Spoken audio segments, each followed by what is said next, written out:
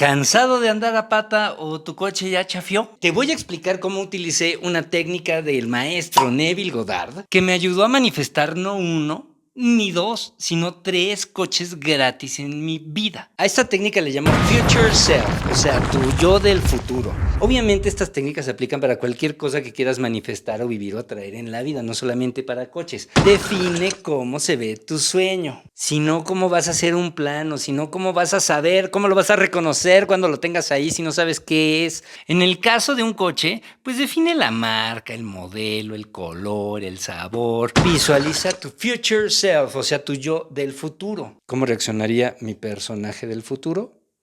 Pues este güey no se enojaría, o este güey haría cumplir sus derechos, o lo que sea. En el caso de los coches, yo siempre empiezo a pensar dónde lo voy a guardar, cómo es el garage, dónde lo voy a llevar a lavar. El punto número 3 es conviértete en tu future self. Y ya medio se los dije en el punto pasado. O sea, primero lo visualizas, ¿no?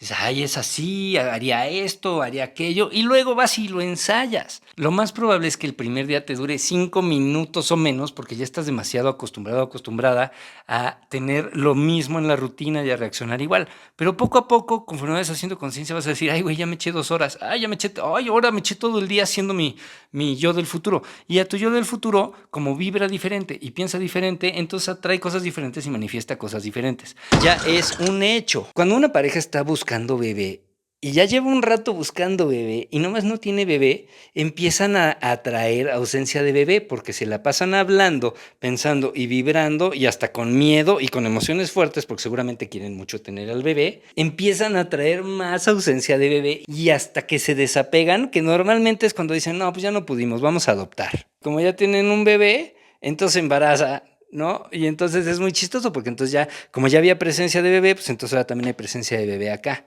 Entonces ya no estás preocupada de, hijo, es que ya va a llegar, es que ¿cuándo va a llegar? O sea, no, pues ya sabes, ahí está. O sea que si ya te convertiste en esa persona que tiene un coche, tienes que pensar que ya estás embarazado de coche.